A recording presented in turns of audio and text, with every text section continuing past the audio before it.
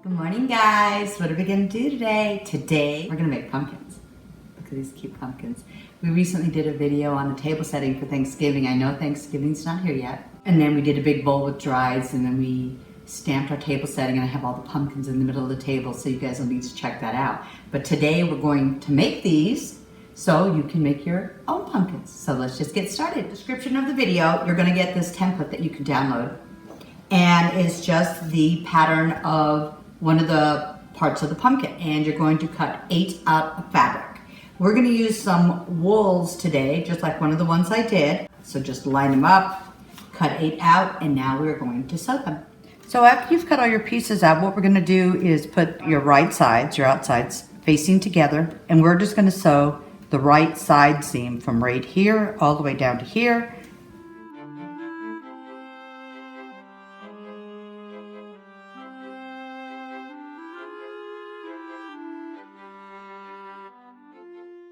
I'm going to open this up.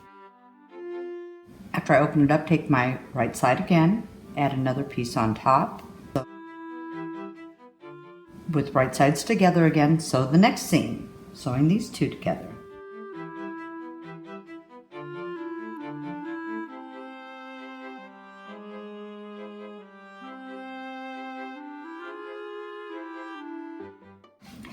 Once again, the next one.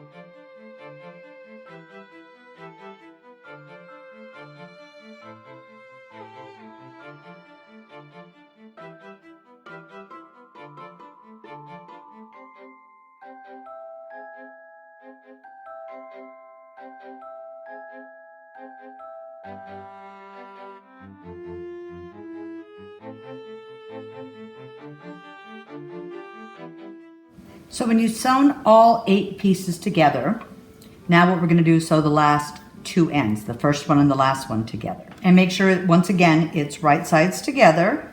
So you'll see your seams on the outside.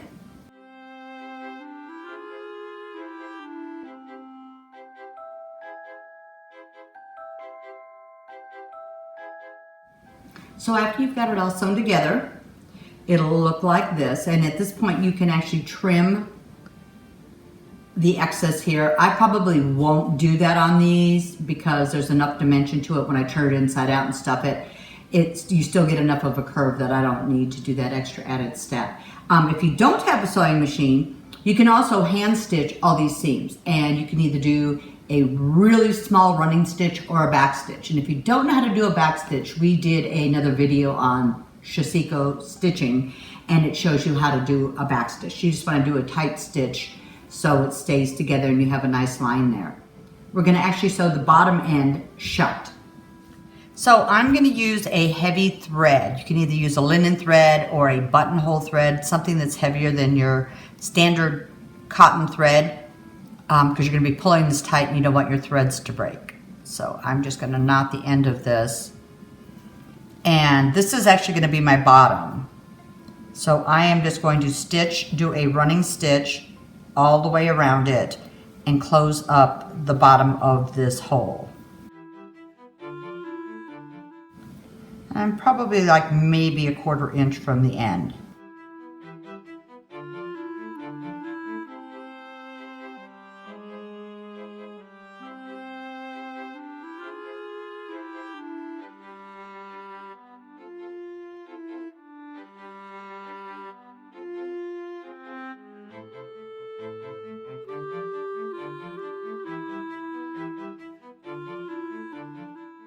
So when I get to the very end, I'm just going to pull it nice and tightly and then just knot it. Just do several stitches through to knot it up. At this point, you can trim all your extra threads and pieces off, but I know I'm not going to see them. They're going to be on the inside. Then I'm going to turn him inside out. And you'll see how tightly you had sewn the circle shut when you do this. See, you're going to have just an opening like that. And now we're going to stuff him. I'm just using just polyfill, but if you wanted to, you could even stuff it with strips of fabric, rags, and anything you would like. And I'm just going into each section and just filling it in.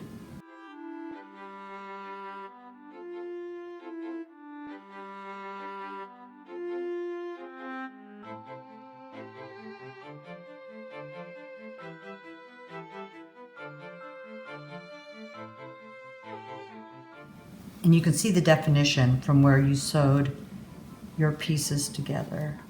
So now I'm just going to fold this under just a tad bit, maybe not even probably a 1/4 inch.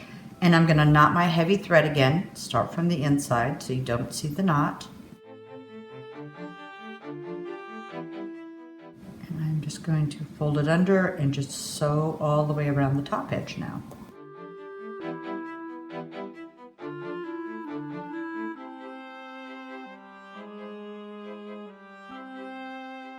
And I'm just doing a running stitch.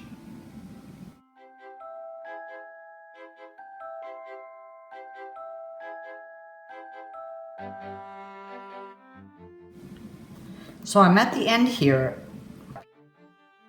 and I'm going to leave my thread attached for right now.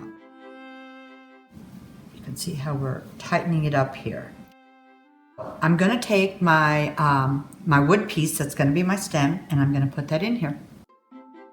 So what I'm doing is just pushing him in here to see where he's going to be.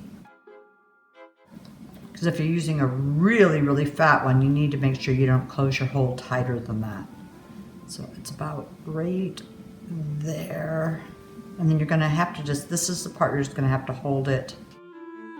Kind of just hold your thread and hold the gathers. Okay, I'm going to pull it out now. I know about how big I need him. Maybe a little bit smaller just so he stays insecure. Then I'm just going to knot this up.